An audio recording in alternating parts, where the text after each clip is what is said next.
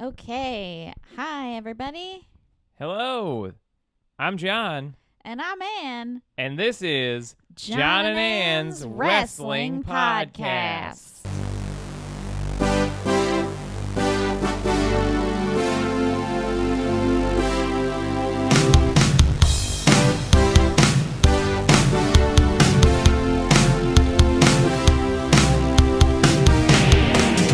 Okay. I can't believe we have a live band. I know. We fit them all in the next room. Yeah. The other room that exists in this apartment. How you that we guys doing have. over there? We're doing good. Oh yeah, see. You're still on camera when you did the voice. So people could see that you're lying. They don't like to talk. So it's a thing we have worked out. They only sing through their instruments. Anyway, we had quite a week. We did.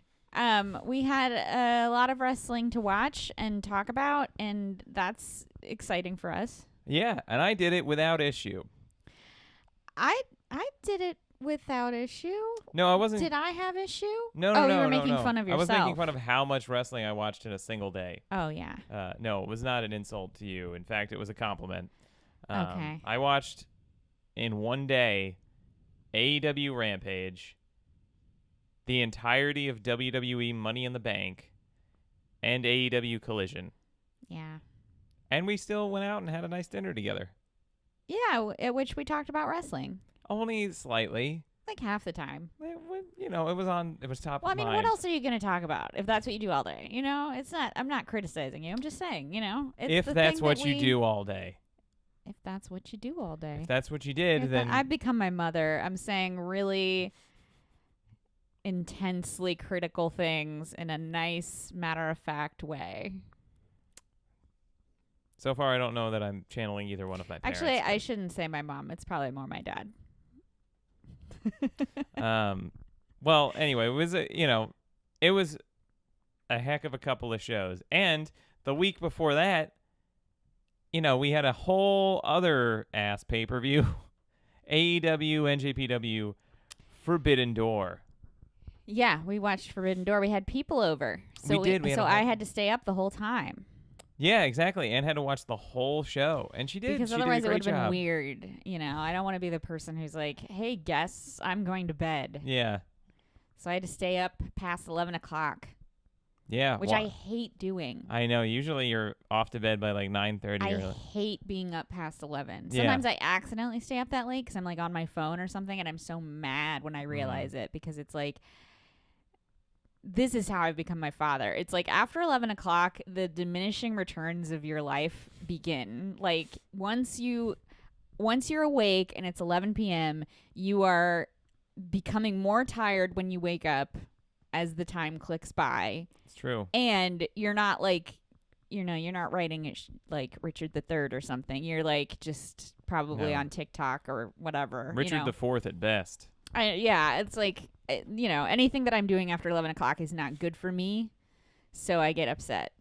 That's a good point. I stay up too late. I used to stay up, especially back in like the high school days of watching a lot of wrestling. I would watch like during like summer break, my buddy and I would watch Raw and we would talk on the phone and it was very Aw. fun. And then we would like kind of stay on the phone while we both played No Mercy on Nintendo 64. Wow. And then we would hang up, and then I would just like play video games and watch often Jay Leno or Letterman.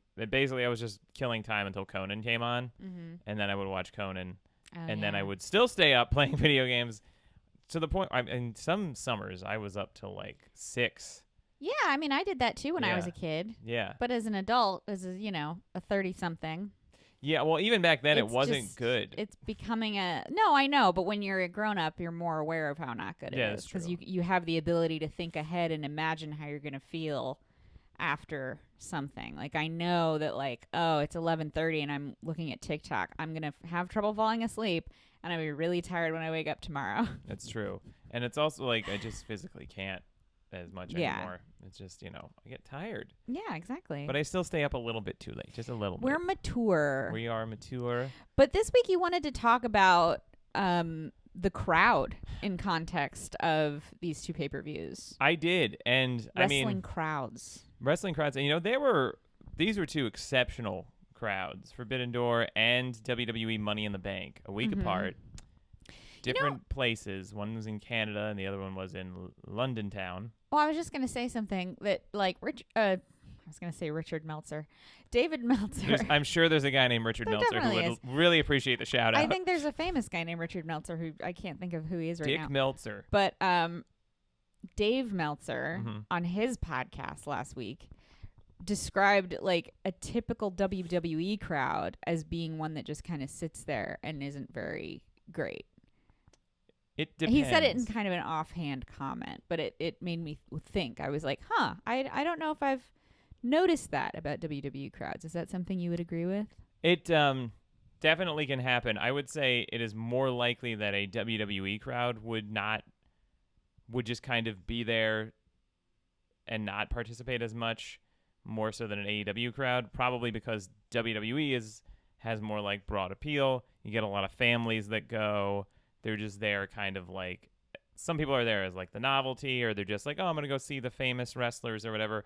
Or, a lot of people are there with their kids and like the parents don't really care that much, so I don't know that I would say that like most WWE crowds, or I definitely wouldn't say most, definitely not, like aren't participating, but much more likely that a WWE crowd would be full of people that are not as invested or just doing it, it's just like a one-off fun time, or they're there with their kids or whatever.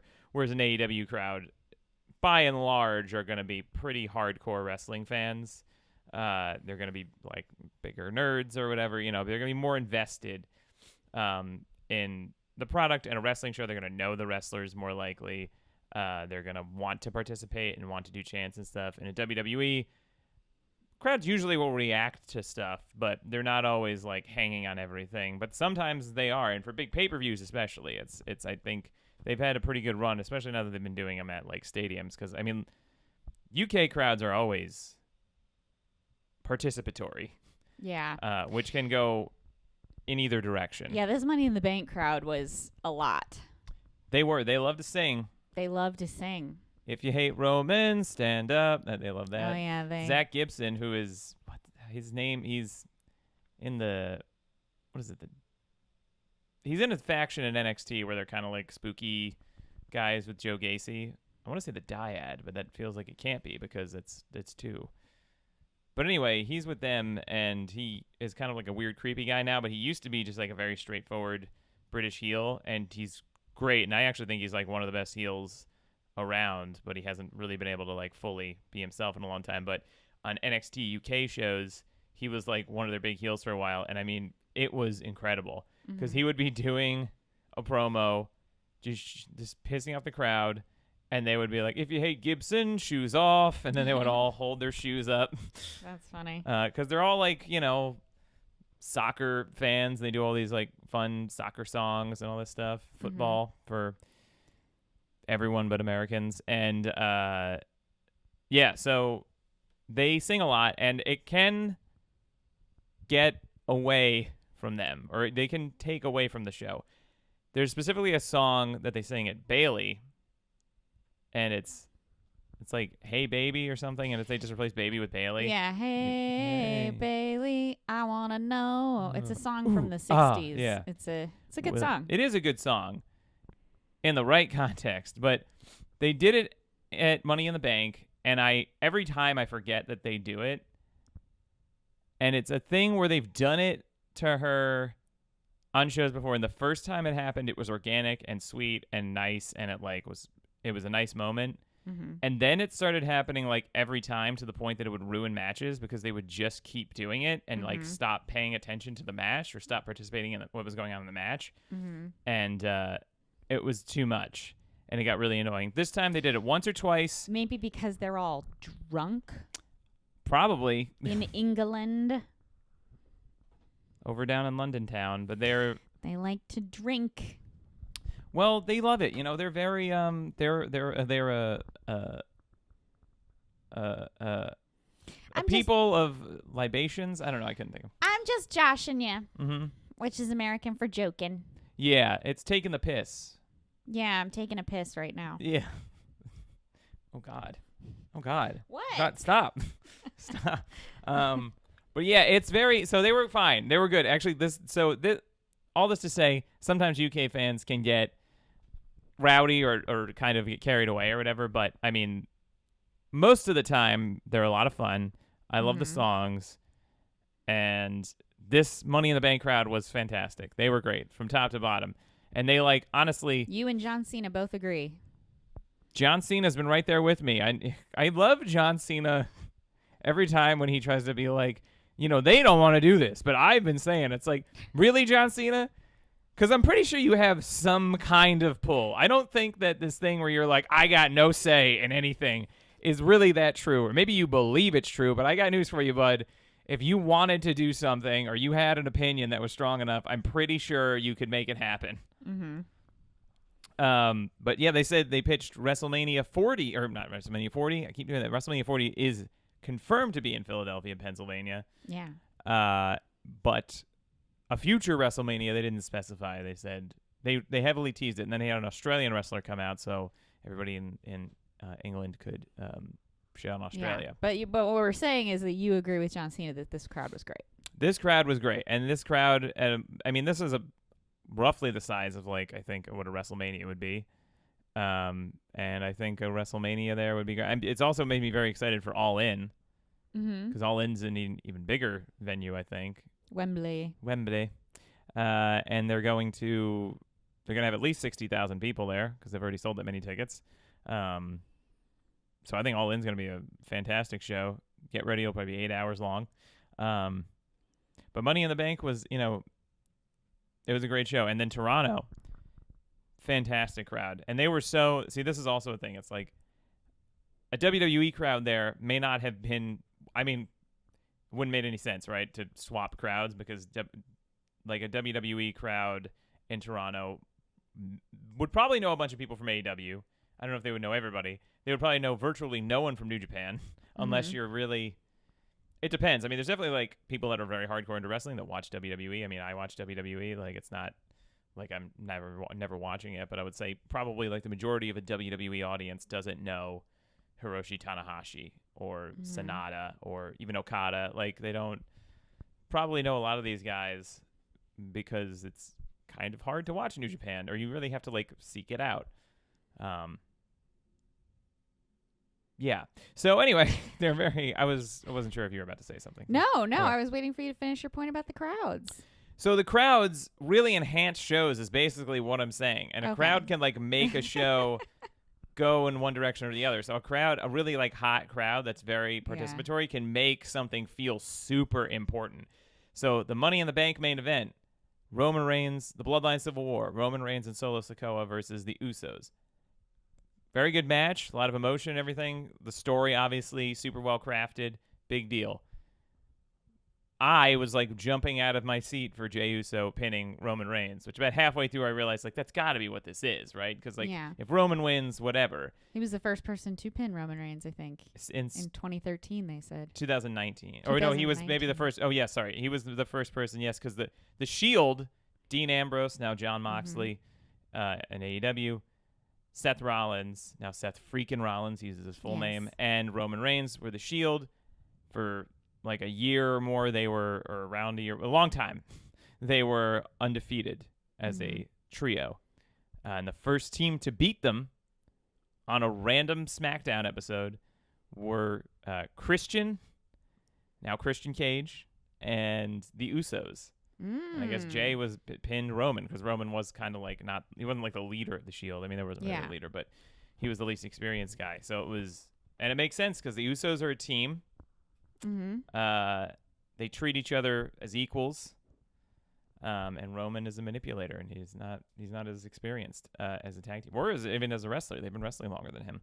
But if you think about it, that match was any other, technically, they do this all the time, right? Half of the Raw main events or Raw, any match on a Raw or SmackDown could be a tag team match where somebody pins a singles champion and it sets up a title shot, right? That happens literally every week.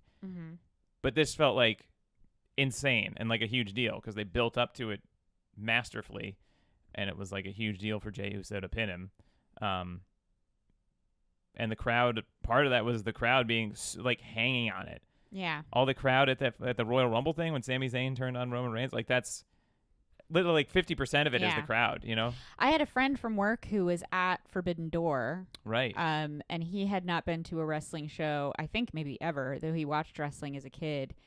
And he was just starting to get back into it because of me. Mm-hmm. And he went to Forbidden Door, and he said, like, he had a great time. And the thing that he kept referencing to me when we were talking about it was the crowd. Mm-hmm. He was like, I didn't think the crowd could get any louder. Mm-hmm. And then the Daniel Bryan song played. Yeah. And he was like, Final Countdown. Yeah. And like, I don't even think he stayed for that match, but it was just like, you know, he heard that pop and it was like amazing to him. And I think that is a huge part of what's fun about wrestling, because that's how I got into wrestling, was going to a live wrestling show, Mm-hmm. feeling like I'm part of the crowd and enjoying that feeling, because it's the closest I've felt in a long time. It's the closest I ever feel. This is gonna sound so nerdy. It's the closest I ever feel to the feeling that I got in an improv 101 class before I started like doing improv a lot, because when I did my improv 101 class, we played a game called Hotspot, and I know you hate Hotspot, so we're not talking about how you hate Hotspot. You know who would love Hotspot? I like Hotspot. A UK crowd. They would love Hotspot. Okay, and I like Hotspot because it's a game where the way we played it was everybody stands in a circle and you get in the middle and you start singing any song you know, and it's the rest of the circle's job to sing along with you even if they don't know the words. So like, people are supposed to it's an exercise in supporting someone's choice as a group, and I thought it was the coolest game I've ever played because it was so nice and fun, and so the antithesis of like how you feel going into a typical theater class, because it's like usually there's that buzz of competition and like cattiness and just kind of bitchiness that like it's kind of an undercurrent in a lot of like creative fields sometimes. Yeah, that doesn't start at UCB till the 201. Yeah, but it still felt that way. No, like it still felt like people were trying to be the best in the class, or like, you know, whatever. And this game is specifically designed to override that, because it's like, well, the only way you can fail and be bad at this is if you're not helping this other person look good. And so I was like, this is awesome. I love this. And of course, improv over time becomes so much more complicated if you get deep into it, and you kind of start to lose that feeling. And when I went to a wrestling show in 2015 in Mexico City, famously my origin story as a wrestling fan, I got that feeling back because we were all in a crowd together. It was our job to boo the bad guys and cheer the good guys. It was our job to like chant things together. And like when someone did something really big and crazy, it was our job to make it feel bigger and crazier and like support their choices. Basically, like as a wrestling crowd, it is your job to support the choices of the performers as long as they're making choices. So it was just a really cool thing. And I feel like that is part of why I enjoy wrestling at all, is because there's that third person in the match, and it's the crowd. I mean, it's true. It's like a comedy show, or even like even. I mean, I think it's even more intense than a comedy show, because a comedy show, it's like you're expected to laugh, but you don't feel like you have to laugh super loud. Like I don't sit at a comedy show. I mean, I do kind of, because I used to be a comedian, but like I think normal audiences don't feel like, oh, I need to laugh really loudly at this joke to show how much I like it. It's just an instinctual reaction. Whereas I feel like in a wrestling crowd, there is a sense of, I need to react really big to this to be like, to create this. It's true, yeah. This environment in which this work becomes great. You know, like people don't just yell boo, they go boo, and they do little thumbs, and they, you know, they yell. PSA, please don't boo and do little thumbs at a comedy show. No, yeah, exactly. Most of the time. That's what I mean. Like at a sporting event or a comedy show, you're usually rooting for people to succeed. Yeah. But in wrestling, it's like you're rooting for people to succeed by playing a part. That's true. In a very you overdone way, a very loud way. I can't think of the word I wanted to use, but like exaggerated way. It's true. Because I think the best thing I ever read about wrestling was that it's a parody of sports. And so I feel like when you're in a wrestling crowd, you're kind of playing the part of a parody of a sports fan. Yeah. Like, I've even noticed you do it. Like, you sit there and you'll be like, ah, come on. Oh, I do it. And you'll You didn't need to do that. It's disgusting. You do that so Absolutely disgusting. It's so funny. Yeah. But it's like a lot of people do that. Some people just sit there and fall asleep or whatever, which is always weird to me. But like a lot of people do that. They sit there and they go, "Oh, come on, ref, get control of the thing." You know, Yeah. like they know that it's all Yeah. scripted, but they'll still do that because they know that that's what makes it great. It's also fun to watch, like, if you go back and watch, like, 80s wrestling or something. Like, because 80s WWF crowds, it's just a constant just cheers but like it's just raucous energy the whole time. Yeah. There's no like now we chant this or we react like precisely at this moment to this precise thing. It's very like, and a lot of those matches were like very, it would be a lot of downtime and then there'd be like a big moment. And now there's like a lot of matches these days, like a lot more is happening, and it is like it's really interesting that it's evolved with the crowd. Like the crowd has evolved with it. It's like this this union of evolution where the wrestling style has changed and the crowd reactions have changed along with it, but they've also changed because of each, like in reaction to each other. It's very interesting because an old WWF crowd, like also like it wasn't, I'm sure most of them knew, but it wasn't accepted that it was scripted. So they're just reacting like, at a general sports thing. There's like chants sometimes at a football game or whatever, but it's a lot of just like, yeah. Feels more just like a regular football crowd or something. Yeah. And it's just, and also matches would just end. Like there wouldn't be this whole big like lead up to, I mean, sometimes there would be, but a lot of times matches would just end on something you wouldn't even think was like, now it had to be like this big finish or a very noticeable thing. We're all going to, chant 1, 2, 3. Like Kenny Omega versus Will Ospreay is like, if you did that match, and I love thinking about this. If you did something like that match in like Madison Square Garden in 1982, everybody would have an aneurysm. There would be blood pouring out of their nose. Like people couldn't even process a match like that back then, just because like it just didn't happen. Well, it would they just were be making like, references to things, and they were doing all kinds of stuff that was building on years and decades of. But even just like the amount of things that they're doing, the amount of spots that they're doing, yes, the callbacks, like the rhythms of it, like how, the craziness of the moves and how violent it was, and like that match had some of the best near falls I've ever seen. Yeah, that was a really exciting match. It was. I have a question for you, and I hope this doesn't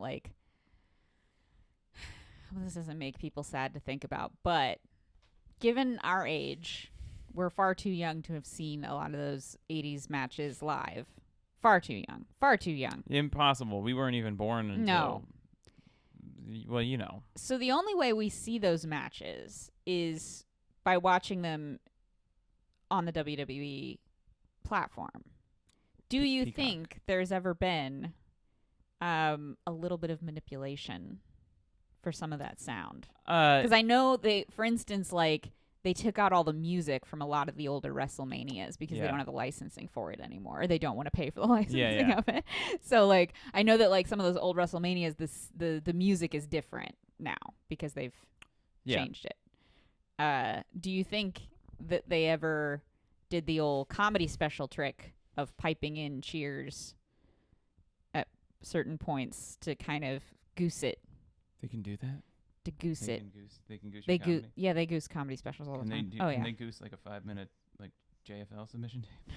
Yeah. Okay. Of course. All right, great. We live in the time of AI and All right. deepfakes. Okay, great. You can goose anything you want. I'm gonna cannot wait to send JFL a complete AI. Like, there actually is a guy on TikTok who does that, and it's so weird. He has these like stand-up videos. Oh yeah, I've seen those. Where it's like clearly not in front of anybody. It's just like a wall here, and then he does fake crowd. Yeah. But I also want like me to be AI. Like I want a deep fake. Yeah. No, those are bizarre. That depressed me in a way that was like, it truly felt like almost apocalyptically crazy. It was. Yeah. If you're the guy doing those videos and you see this, like, just stop or You're giving reach. us all an existential crisis. Yeah, man, for real. Like, either stop doing it and then like reach out if you need anybody. Like, Yeah. I'm happy to talk. Yeah. I can or recommend some open mics or admit something. you're doing some kind of challenging performance art, maybe. Yeah, that's 'Cause that cool. would be interesting. Spin the gimmick, you know? Spin the Make the gimmick. gimmick work, brother. You know, yeah, you can work, do it. Work the gimmick. Don't let the Yeah. gimmick work you. Don't work yourself into a shoot. Yeah. These are Actually, all you're wrestling. shooting yourself into a work, I think is what's happening. Yeah. Um, Anyway, but do you think that's possible? It's definitely possible, and they definitely do it. I mean, they used to do it. They still do it now, like on current shows. They sometimes pipe in stuff. But for the most part, I don't think that they do in those old shows because it was crazy popular back then. Mhm. Like the Hulkamania era, the 80s, and like it was as popular, one of its most popular periods of all time. Mm-hmm. So I don't think they really need to. I mean, and you can also kind of tell when they do that because sometimes they'll dub in like a new ring announcement or they'll dub in the music and then you can hear that it's like general crowd noise and it's like you can usually tell when they do it. Yeah, sometimes because I have watched older stuff where I'm listening and I'm like, the crowd doesn't sound like natural here. It sounds like a stock noise, crowd noise. Yeah, but I think that's just how those crowds sounded sometimes. I mean, I believe you. I Yeah. just think it's a funny thing to be like, yeah, no, they just sound like stock crowds because that's how old crowds sound. That's what the 80s crowds were like. They had, they weren't like Yeah. they weren't like wrestling nerds that were like there was no internet. We weren't all like, Yeah, oh, they we're gonna didn't- chant "Fight Forever" now. You know, they it was didn't just know about cheering other than to sound like a stock crowd. Yeah. yeah. They didn't. They only knew baseball and Yeah. football, and they like when things happen. In the olden times. Yeah, the 1980s. No, they definitely did it, but I feel like you can tell when it's edited and when it's just like because also a big thing. I think it's hard to put that around the commentators. Like it's usually they have the original commentary, Oh yeah, yeah, yeah. so it's hard to like edit fake crowd noise. I mean, you can add crowd noise for sure, but I feel like it would just. Mm-hmm. I feel like you can usually tell because usually what it is like you'll I don't know. There's like times when they'll edit in like a different ring announcer or something, and you just be. It sounds like a video game. Yeah, yeah. I get what you mean. I get what you mean. But yeah, that Anyway, was something to keep in mind, folks. yeah. But Forbidden Door, Sometimes they work us in ways we don't even know they're working us. that's true. We're always being worked. Mm-hmm. Forbidden Door, fantastic show, highly recommended. And then Money in the Bank, also a great show. You know, I think we were talking about some of the things that happened at Money in the Bank that were maybe like kind of dumb or whatever, like the Rhea Ripley stuff. It's just that when I'm like praising WWE, I think a lot of it is like not so much that I think they're above notes or I don't want to give notes or I don't agree with notes. And it's just I'm marveling at how consistently their shows have made sense. And like for them, for the shows to have made sense this many times in a row without like anything stupid and like you can tell by the crowd reactions being what they are. And I mean, also all their business is up everywhere. Like they're selling tickets like crazy. People, I mean, I don't know about pay-per-views, but like whatever, everything's up. Ratings are up to a confusing level, right? Yeah, Raw broke records last week for reasons no one understands. Because the show is better. It's not insulting its audience. And it's like it's not depressing to watch. I still advocate only watching the pay-per-views. SmackDown is fun sometimes, but the way to watch WWE, I think, is just to watch the pay-per-views. They've been on a great run of pay-per-views since at least Royal Rumble. And even if they're not like to my taste, if I'm going to compare them, I would say I would probably prefer Forbidden Door. I mean, Forbidden Door is also a huge show for AEW. It's like a WrestleMania type show. So, but Money in the Bank was also great, and I think Money in the Bank is probably equally great in just like slightly different ways. I mean that. Yeah. I mean, I liked Money in the Bank fine. I thought that, like, I mean, like, with WWE, I try not to be an automatic hater, even though I have problems with a lot of the way they do things. And I think with Money in the Bank, I enjoyed the women's ladder match. The men's ladder match was fine, although I still, like, I know he's a fine wrestler and all this stuff. I just don't get the appeal of Logan Paul. And then, but that's my bias. That's my opinion. That's just my opinion, man. But the thing that really bugged me about Money in the Bank was Rhea Ripley, because she's obviously my fave. I talk about her a lot. And she came out with Dom, and it started to feel like they are doing something with her that feels insidiously like wicked, and not in a, like a badass way, in like a, oh, they're trying to move her into more of a like heteronormative like femme. She's the mom, the lady manager. Like they almost made her Dom's valet in that match. Uh-huh. It felt a lot like she was just Dom's valet, which is wild because like I know that people like what Dom's doing and he's being funny and he's like a fun guy to watch. But the star of Judgment Day, in my opinion, is Rhea Ripley. And you know, she has a lot of fans who are really obsessed with her for a specific reason. And that reason is not because she's this like curly haired, like femme, you know, like lady with the boobs. It's because she's a tough bitch. And like people like her because she's this, you know, she's beautiful, but she's also huge and strong and like tough. And you believe that she could fight any dude in that company, like, and that is badass and inspiring and cool to see as a woman. And I feel like what they're trying to do, because her hair was done in a way that it's never like really looked before, she just seemed a lot more like demure and like feminine, and it was a red flag to me. It just felt like, oh, Vince doesn't know what to do with a woman like that, who's not like, because like with China, I feel like there was kind of a just treating her like a dude kind of a thing. And then with Rhea, it's like she straddles that line so much more. I feel like Vince is trying to put her on the other side of the line. You know, like he's trying to like be like, oh, you're a girl, get back in the girl spot, you know? And that's really depressing to see. And that kind of like, and also that match wasn't very good. And I just was kind of like, this is depressing. And I'm depressed now. And I was like, not as, I think that kind of tainted a lot of the rest of it for me.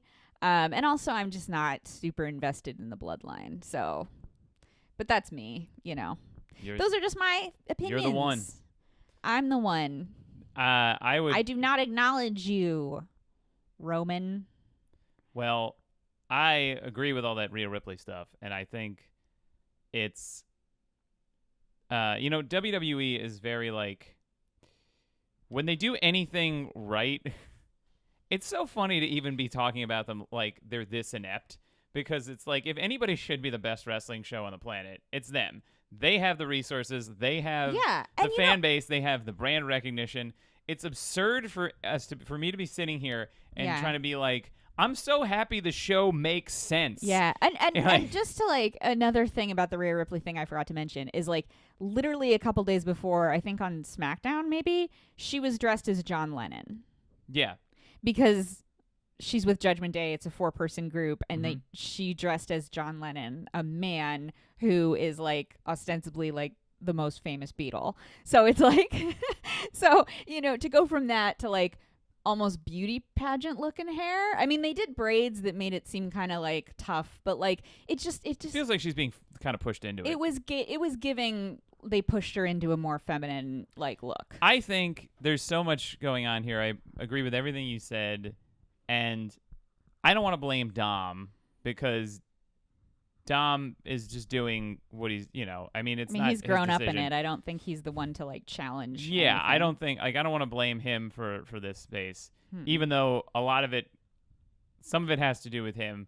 I mean, Dom is such an interesting case, because he's like, definitely should have gone through like NXT. He definitely should have gone through like a lot more than he did. To have just immediately debuted on the WWE main roster and stayed there is crazy. He's definitely held his own, and he's grown a lot. And I mean, he's over, and he's gotten these reactions, and the match he had with Rey Mysterio at WrestleMania was great. And then I think we got a little carried away. Like, I think part of the appeal of Dom, first of all, a lot of that was very like related to that story. And he's still good. I'm not like trying to be like Dom's very impressive that he's come this far and he's done this much. But I think we might be getting a little bit carried away with how far and fast to push Dom. Yeah. I think a lot of he was her sidekick. Yeah. I remember watching randomly WWE and being like a year ago, it was depressing. You know what I mean? Like, it was straight up depressing. Last year's Money in the Bank was one of the saddest shows I've ever watched. It was just like, it felt like nobody was invested. Yeah. Like, from the crowd or the wrestlers, you know what I mean? And it was like, and I'm sure they were, but it just was like, I don't know. I've seen WWE go through a lot of huge spikes and big pitfalls, but it's been much more alive in the past few months. Yeah. And I worry that Vince McMahon coming back is going to make it.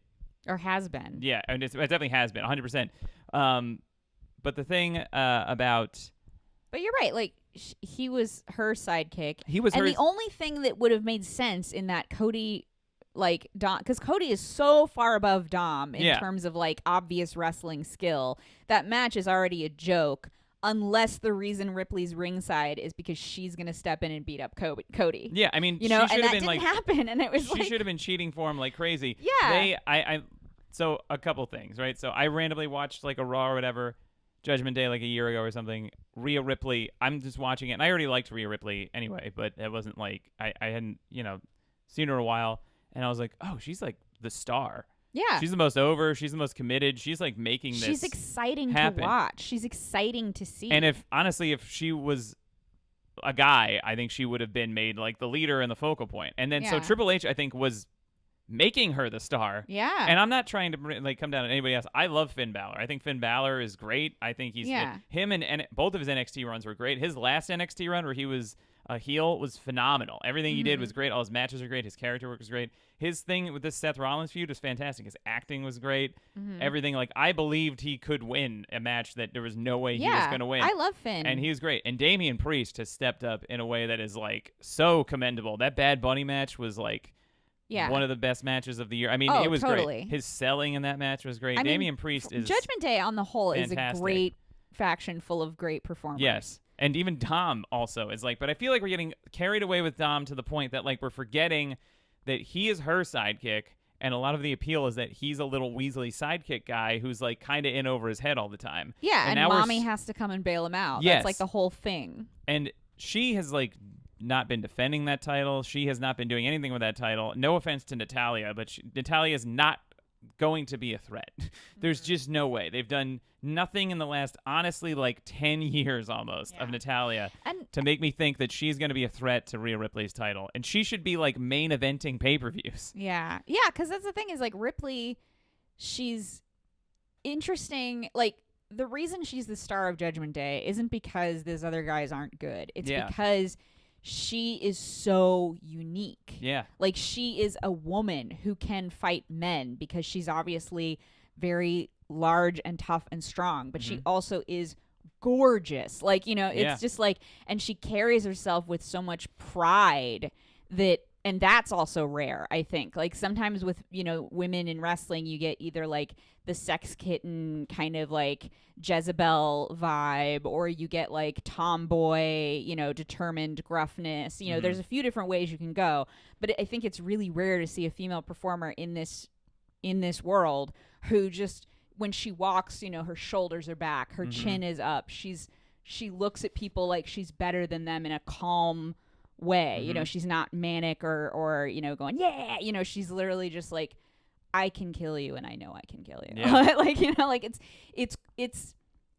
it connects with, I think, a lot of women because it's like a way that women never move through the world. Like, it's not a way that women are not usually that powerful physically, so we don't get to do that and be like walking into a room like, I'm not afraid of anyone here is kind of her vibe.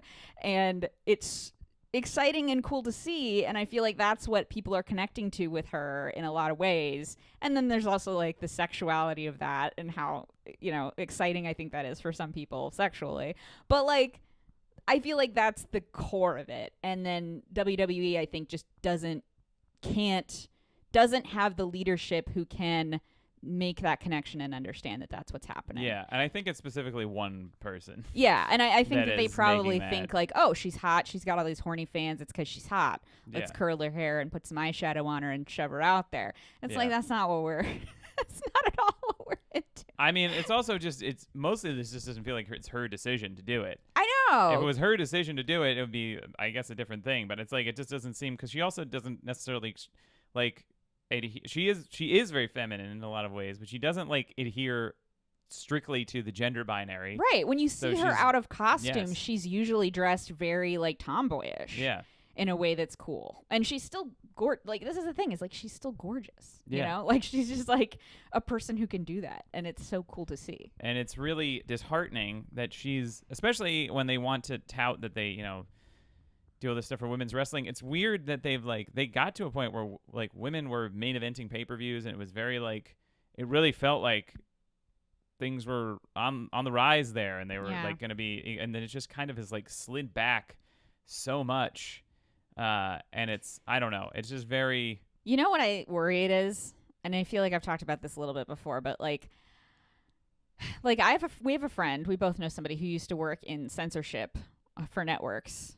And she once told me that like it was always very dependent on like what administration was in the White House as to what you could get away with on network TV, because, you know, political movements move through the culture and certain things become more okay than others. And right now there is a big socially conservative movement. I mean, Bud Light was a sponsor at Money in the Bank, which Bud Light right now is trying really hard to like overcome the image that they like trans people, because you can't do that right now. You know, like it's like a huge spicy thing to let a trans person make an Instagram video about your beer. So like, so I feel like they're caught up, like WWE is inevitably going to get caught up in that wave of anti-LGBTQ, like gender normative roles where the women are small and weak and there to be pretty and dance around, and the men are big and tough and meaty and not sensitive. And like I just feel like that's the gravity that pulls them and is going to get worse pulling them as like more of these laws get passed and more of this like online stuff gets worse. And so that's part of another reason why it makes me sad. Yeah, I mean, all of that stuff is very sad. Supreme Court rulings recently are very sad, and yeah, and it's just like brain dead. You know, it just like I'm sure on some level they know their audience and they saw what happened at, you know, places like Bud Light or Anheuser-Busch and stuff, and it lets companies know like, hey, you have to treat people a certain way in front of us, otherwise we're gonna cancel you. I mean, we're gonna freak out on you. You know, it really is. We're kind of living in an era of like right wing cancel culture. Yeah, except that it's like more violent than yeah, except it's like a lot scarier because it's like people shooting guns at Bud Light cans and stuff, and you're like, jeez. Also not based in really any sort of reality or logic. Well, so it's based in like not wanting people to be nice to people that they don't think should exist. Exactly. No, like they're like, don't be nice to these girls who are tomboyish and like subverting gender norms, because we don't want to encourage them to exist. They're not doing what we want them to do. Exactly. So we love freedom as long as everybody does exactly what we tell them to do all the time. And if you deviate at all, we'll threaten to shoot you. And that's what bugs me about WWE. Whereas AEW, to their credit, even though they have fewer women's matches, and I have a lot of notes for AEW on their gender stuff, they made a point to replay that Anthony Bowen promo that I picked last week for promo of the week, where he comes, it doesn't come out, but announces "I'm gay" in the ring, and the crowd chants "I'm gay." They replayed that on, was it Rampage that they replayed it, or was it Collision, or it was some one of the 6 hours of AEW. Yeah, they replayed that moment, and I was like, they rarely replay stuff like that. Yeah, and they did. I mean, so AEW definitely has like issues with how they book women and basically just everybody outside of the men. But also like but it feels safer. Like it feels, it's just like a place where some like things could go better. Yeah. Well, because and like you can be yourself. They're deliberately positioned as a challenger brand, which is what Tony always refers to them as. And so, you know, they replayed that moment clearly because they're proud of it and they want people to know like we are a challenger to WWE, as in we are the place where gay people can wrestle. Like we are the place that doesn't have the fans that are gonna yell homophobic jokes at the gay you're guy. Literally like I mean, you will get kicked out for that. They are like announcing themselves as these, you know, if you don't like what's going on over there, this is the place for you. Yeah, and so I feel like that almost validates my fear of what's happening at WWE, because they clearly probably see it too as like, oh, we need to position ourselves against this creeping narrative. I mean, WWE is definitely the more like conservative one. I mean, Vince McMahon is literally close friends with Donald Trump, which is also funny because It's always been funny to me because like Vince wants to be Trump, right? But like Trump Vince is wants to be actually Vince. that's what I was gonna say. Vince is actually like a much more successful Yeah. businessman than Trump. Trump's more of like a con artist who like pretends he's a businessman, like a Yeah. successful businessman, whereas Vince actually is a ruthlessly successful businessman who's made this huge Yeah. company out of nothing and is really pretty evil. But I was looking for it on my book on the bookshelf, but Which read one? Ringmaster. Ringmaster is the book that I don't think it's on. I don't know if it's on the bookshelf right now. It's probably by my bed somewhere. But like, it's written by Abraham Josephine Reisman, and it's all about that exactly. I love exactly that thing. I love our bookshelf because it's a mix of like your books for adults and my stories for children. Hey, I Yeah. have my books. Yeah. Well, Anyway, anyway, All right. I got the Howard the Duck up should here. we Yeah. move on to the awards? We probably should. Just if you're in the crowd, Oh, Listen well, to we your can section, do the thing I Captain. wrote for the gossip thing. we already kind of because are. that kind of ties into what we're just talking yeah, about. we're already kind of talking about it anyway. Well, say what you know because you're the one who told me this. I heard a room ski He heard a room ski. about Warner Brothers Discovery potentially being the ones behind the lack of women's content on AEW shows. So AEW will often only have one women's match or segment on a show. Yeah. So on per Dynamite, per Collision. The per joke is Rampage. they're like an improv team in 2010. There's one girl on the team. Yeah. Actually, in 2010, a lot of times there wasn't even. 2011. Yeah. So, yeah, the rumor is that they're the ones telling them not to put women's content on because I guess they don't think it'll draw or the ratings will be bad or they don't care about it. And it is sort of a dumb enough thing to believe that a huge company, and It is. specifically that big company. I mean, it is tempting to Yeah. blame David Zaslav for literally Yeah. everything that's wrong in the world Yeah. because he's such a good villain. yeah.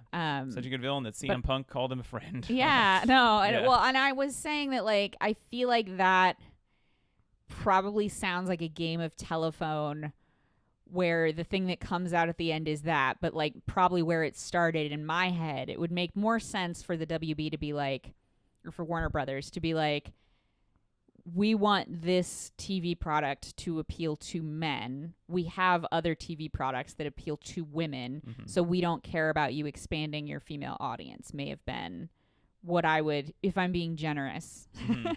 what I would assume they maybe said at some point. Like, this Yeah. is meant to appeal to males 18-34, and we don't care if you get women too. Because that's what the WWE did. That's why their audience is so big, because they Mhm. did expand their women's roster, and they have, like, I think Stephanie McMahon one time said that they had a 40% female audience, which is a lot of their Yeah. audience. They also They may, heavily they Stephanie may be McMahon lying, basically said that sure. she created women's wrestling at one point. Yeah, no. Uh, I mean, she may have been lying, but, you know, there's no downside to bringing in more people. And Yeah, no, there's for no sure. reason they wouldn't want to have that many women fans. Of course. And I think it's pretty obvious that if you want more female fans, you need to give female fans more of what they enjoy, which is, if it's not other women, it's story and it's character development. Which, so I'm gonna say that it's probably because of the women that the WWE That's true. gains I mean, women you don't even like the fans. Bloodline, which is the most. I That's know. the biggest story. Well, it's just been going on for so long. I It's know, been but it going on keeps for almost a changing. year.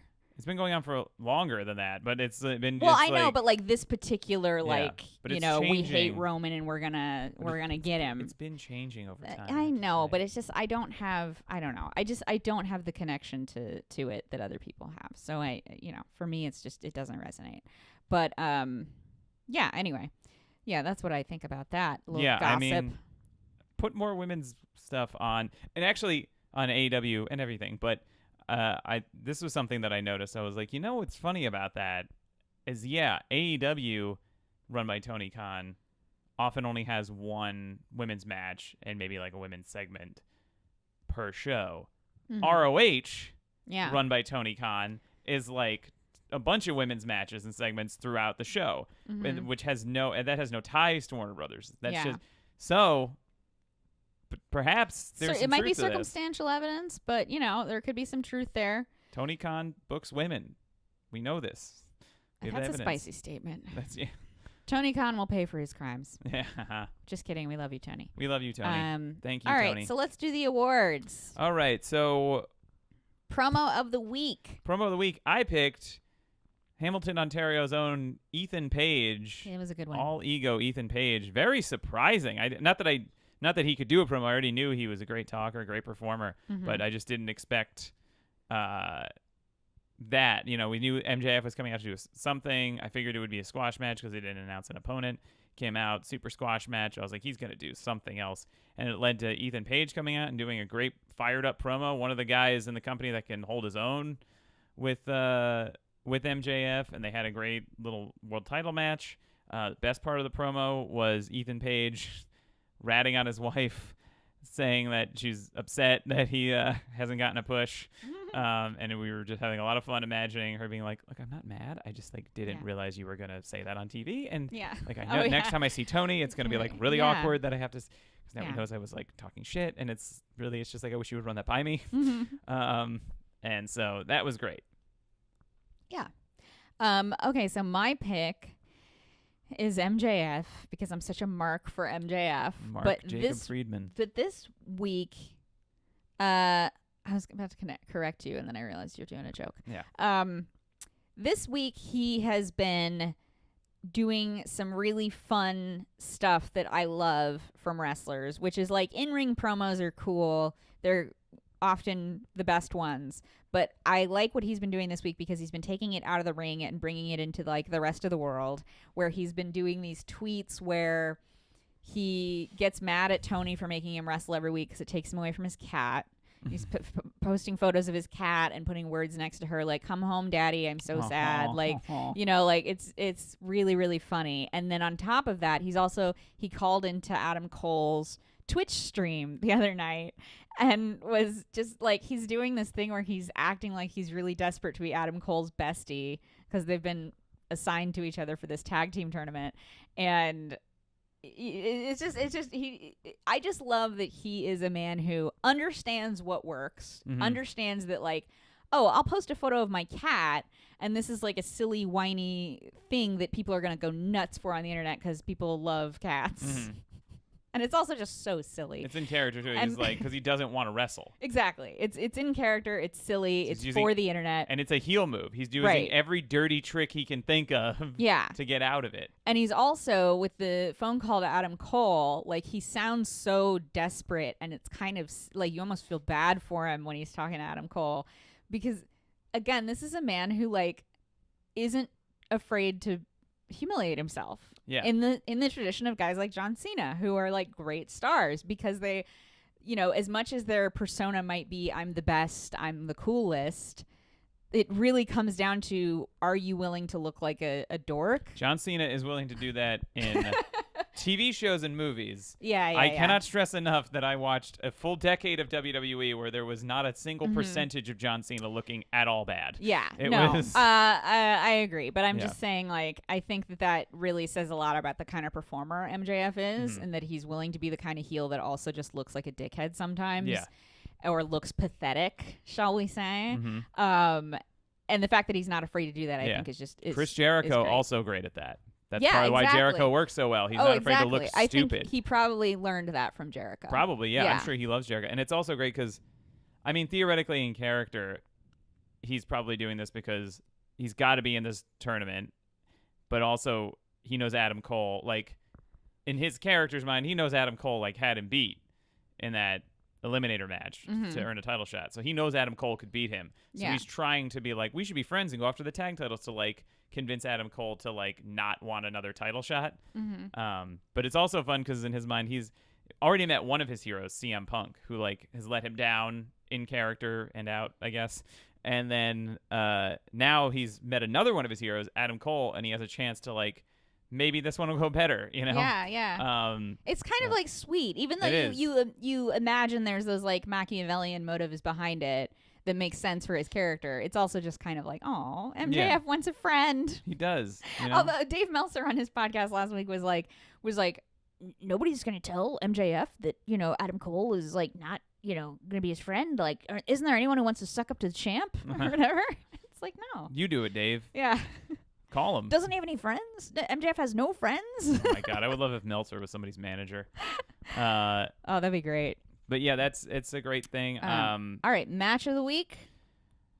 You know, so many great matches that we Yeah. can choose from. You know, you got Forbidden Door we hadn't talked about. You know, Mhm. Kenny Omega versus Will Ospreay, one of the greatest matches of all time. I mean, Bryan Danielson and Kazuchika Okada, just even for Danielson broke his arm and they still had a fantastic match. International title match at Forbidden Door. Then you got Money in the Bank. You got the ladder matches. Mhm. You got the Bloodline where main event Jey Uso finally pins Roman Reigns, probably setting up a SummerSlam title match for him. All great stuff. Roman cracking at the seams, breaking apart, whatever. You know, but I think there was a match promoted by, you know, upstart promotion, Extremely Serious Wrestling, where Crackers, the Luchador Phoenix, and All Natural Justin Rhodes challenged the, you know, dynasty team Yeah. of Cool Romance, Adam Coolheel and Captain Romance, who had been the XSW Tag Team Champions for, I mean, Yeah. years at this point. And, you know, could Crackers trust Rhodes? Could Yeah. Rhodes change? And he did, and they won the XSW Tag Team Championships. I saw that match. I didn't know. I don't know where you were during it, but I I was there in the crowd. Yeah, I was in the back. I was, you know, I was in the back I was of the crowd. honestly You know, a little disgusted by Justin Rhodes. Uh, You know, he came really close to betraying his friend for a bag of Cheetos. well, addiction is a difficult thing to deal with, and sometimes I think it's actually pretty impressive that he was able to stare it right in the face and make the conscious decision not to do it. That's true. That's true. Although, you know, the thing is, these redeemed heels, I just don't know how much I trust them. It's like the MJF Adam Cole thing. It's like, how do you know he's not just doing this because he thinks the Luchador Parrot could beat him? First of all, he's a phoenix because he died and came back. So he's not a parrot anymore. Yeah. Well, I think Justin Rhodes is he did a great job. It was a great match, though. I'm agreeing with you. It's a great match. Yeah, and there was. I'm just saying, I don't know how much Crackers can trust this Justin Rhodes. Well, he's guy. gonna have to. I guess he's just gonna have to keep on keeping on. He's Yeah. just gonna have to keep going out there and Mm-hmm. proving himself over and over again. It's just one day at a time. Yeah. Also, you know, shout out to everybody in the match. Shout out to Cool Romance, who then broke up at the end of the night. Adam Coolheel finally Yeah. broke away from Captain Romance's cheating ways, and you know, we'll see where that goes. I could Yeah. smell a feud there. Yeah. And to referee Devin for taking a health kick to the face. Yeah. And That looked rough. and getting back in there at the end. So Yeah. XSW will have another show. They'll have another show soon. Yeah. And also, you know, check out Desperado versus Willie Mack from ROH. Yeah, that was a good one. Okay, mine is a match that didn't happen this week anywhere but on the Pro Wrestling Potluck, hosted by our friend, the mean Scotland Green. Mr. Green Mist on Twitch. Mr. Green Mist on Twitch. He played a match. I don't know what year it's from, but it was one of the best matches I have ever seen in my life, and I was so happy about it. It was Masha Slamovich and Ali Catch, two women wrestlers who are independent wrestlers. And they were, I actually don't know that that's the name of I can see you Googling it. That's a name I think made up. I'm sure this will come. Okay. Oh yeah, there it is. Yeah, Beyond Wrestling. It looks like It was a from Beyond 2021. Wrestling match, and it was happening on the beach. And what happened in the match was that Masha Slamovich is from Russia. She brought borscht to feed people, and she wanted Ali Catch to try some of the borscht. Borscht. Ali Catch tries it, doesn't like it, spits it out. She's disrespectful. So then they have a match. I don't know that's why they had the match, but they had to have a match.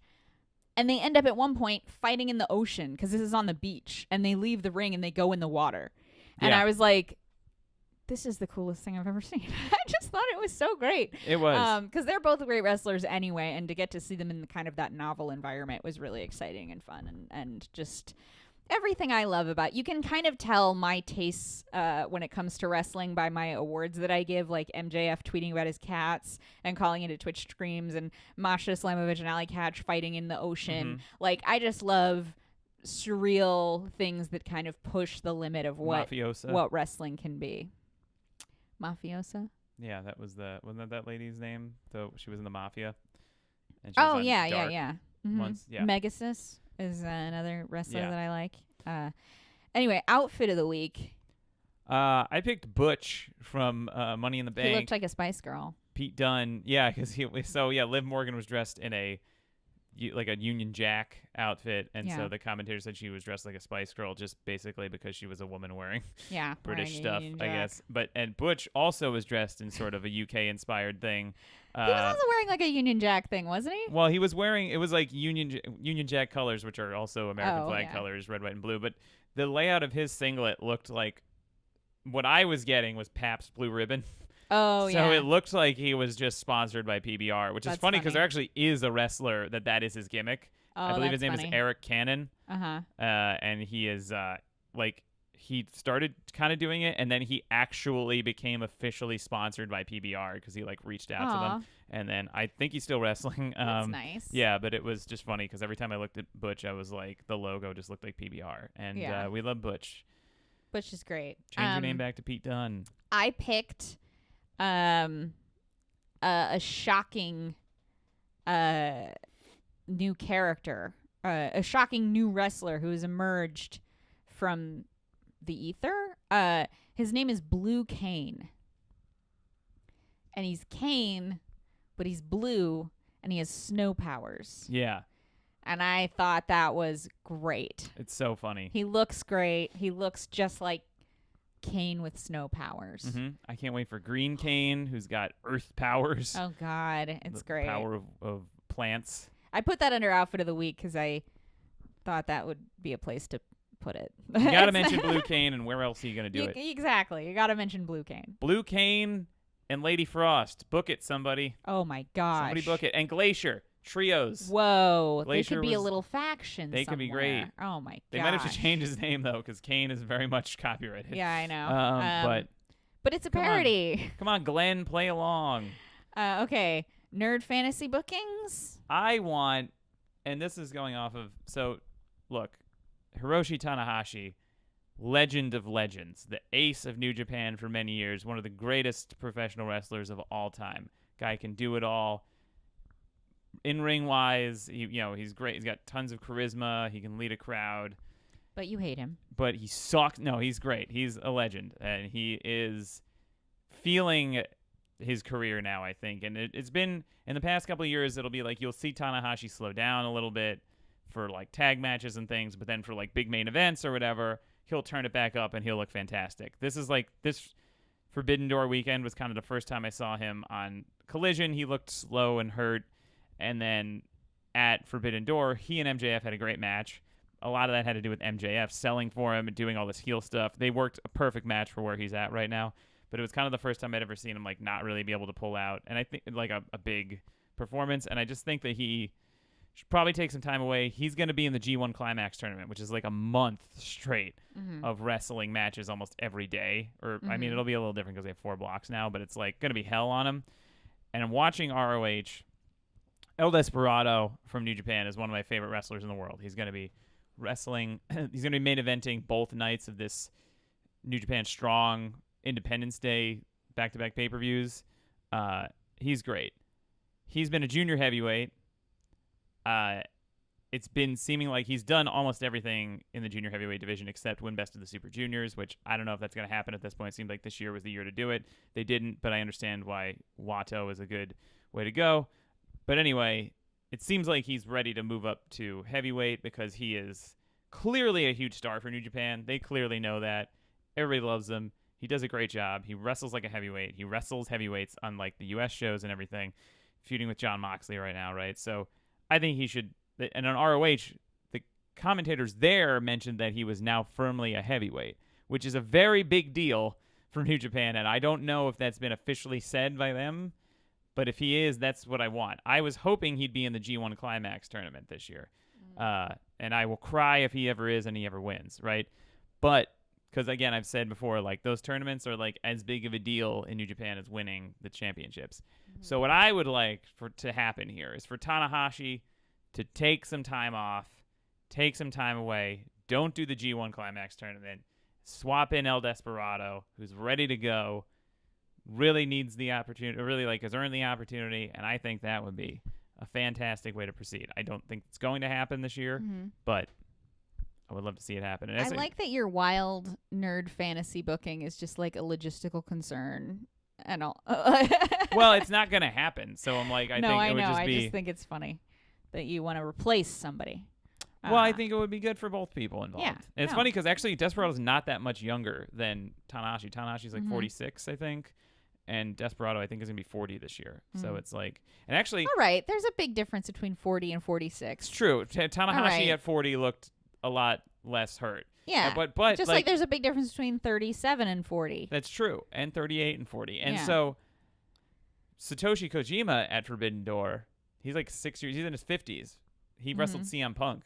Yeah. He looks great, but he Yeah. wrestled Well, like a slower everybody's body style is anyway. different. Yeah, he wrestled like kind of a slower style in Tanahashi anyway. So I guess, Yeah. but yeah.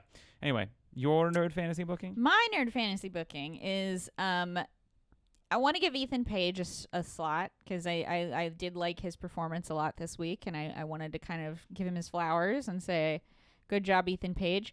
I want to see Demi Bennett, who is Rhea Ripley. That's her real name, but if she ever came to AEW, she'd probably have to be What a great shoot name. Demi Bennett or something Demi. I do think Demi is a great name for The a wrestler. demigod. Yeah, the demigod. I would like to see them in a match because I think that would be really cool. I think he's like the kind of male wrestler that would be good with her, and yeah, I could just see it. They would work very well together. It'd be fun. A lot of promotions where that could happen. Yeah.